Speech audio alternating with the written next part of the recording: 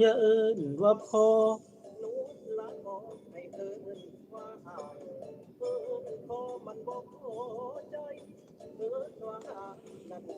ทักทายสบายดี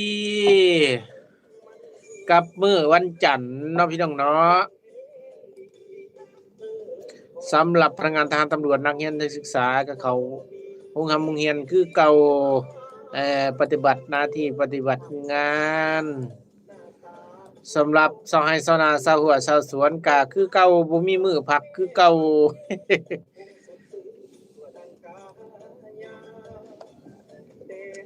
รับชมจากไส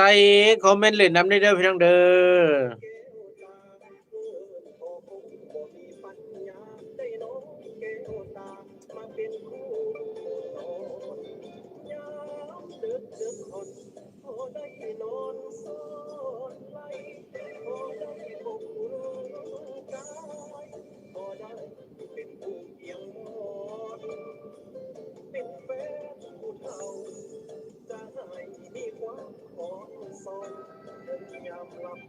ยา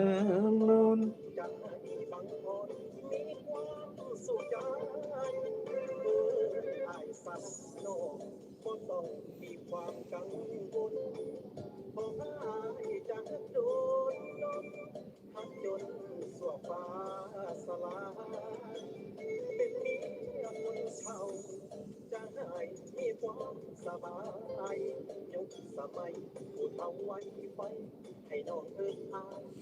ยันว่าพ่อถ้าว่าเอิ้นว่าพ่อมื้อใดมันก็เบิดหวังมื้อนั้นได้ยินคำว่าพ่อนี่เบิดหวังโลดแล้ว คือเอิ้นว่าเฒ่าบ่ยอมแก่เนาะ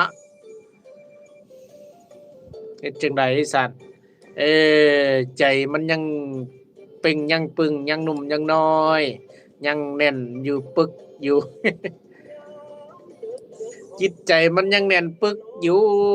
หน้าตาเหี่ยวยานก็อย่าจิตใจยังสีชมพูอยู่ฉะนั้นอย่าเอิ้นว่าพ่อเด้อเออคันเอิ้นว่าพ่อนี่เบิดหวังแล้ว